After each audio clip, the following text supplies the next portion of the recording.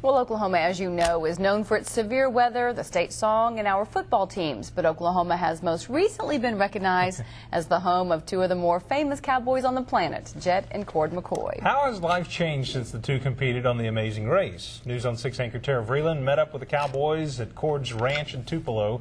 Her story is new at 5. It sounded like a lot of fun.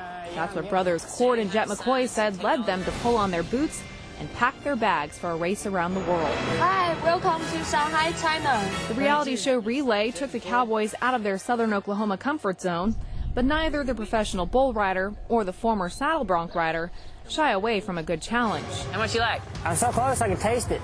Reality TV came knocking at the perfect time.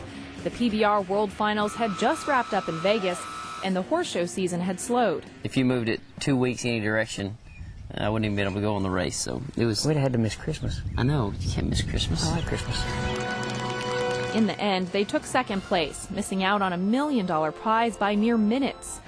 But now that the show is over, the brothers from Ada say nothing is as sweet as home sweet Oklahoma. That's the cool thing about Jet and I, whether we won $1 million or not. We got to come back and, you know, live in southeastern Oklahoma and do what our dream is. So, you know, never want to be anything but a cowboy. It don't cost $1 million to work on the ranch.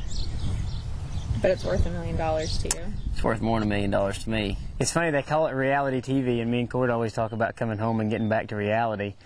You know, if we won the $1 million, then we'd just come back and we'd still be cowboys. We could just afford it, pretty much. So, I think having those values and being from southern Oklahoma, and I think that's a big help.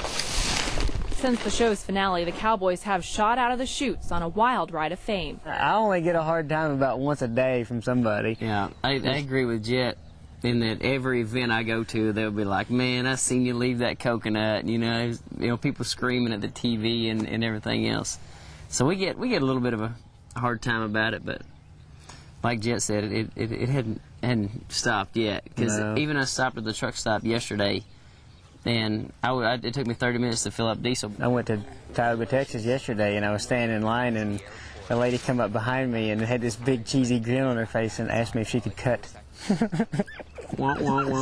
So yeah, we still get a hard time pretty regular.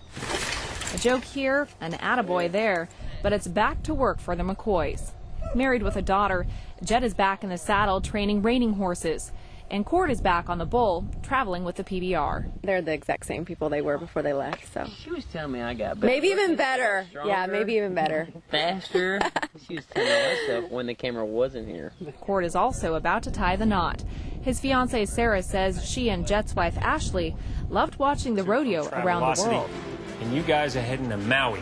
She says she's thrilled to take advantage of a not-too-shabby second-place finish prize, where shafts will be traded for suntan lotion. I'm really excited about Maui because, yeah, that's going to be our honeymoon. So we might have to fight Jet and Ashley for that, but I think we're taking claim. Jet and Cord, you are team #1. Whether it's raising and riding bucking bulls or training horses or a stint on a reality show, it's Oklahoma where these cowboys and their cowgirls hang their hats. Regardless of whatever else we do, I think we'll always come back to right here eventually. As part of their second place prize package, Cord and Jet each won a sailboat. They say they can't wait to set them up on the ranch so they can watch the Oklahoma sunsets. And Craig and Lori, when I asked them what they were going to name the boats, they thought Hello Guru and Oh My Gravy sounded pretty good. Oh, of course. What else would you name a boat? You never know coming from those two. Thanks, Tara. Thanks, Tara.